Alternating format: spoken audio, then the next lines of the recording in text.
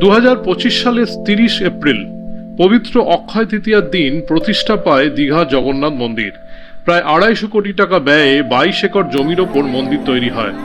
সুদর্শনের সাথে জগন্নাথ, বলভদ্র এবং সুভদ্রা মন্দিরে দেবতা হিসেবে পূজিত হন। এই মন্দিরে বিষ্ণুর একটি রূপ দেবতা জগন্নাথ এবং তাঁর ভাই বোন বলরাম ও সুভদ্রা অধিষ্ঠিত। এটি উড়িষ্যার পুরীর বিখ্যাত জগন্নাথ মন্দিরের প্রতিরূপ হিসেবে নির্মিত।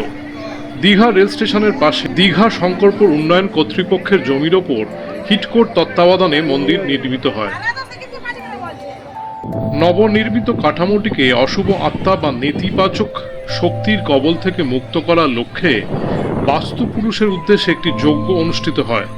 পুরীর জগন্নাথ মন্দিরের অন্যতম প্রধান ভক্ত রাজেশ দৈতাপতির নেতৃত্বে পুরোহিতরা নিম কাঠের তৈরি জগন্নাথ মূর্তি প্রতিষ্ঠা করেন।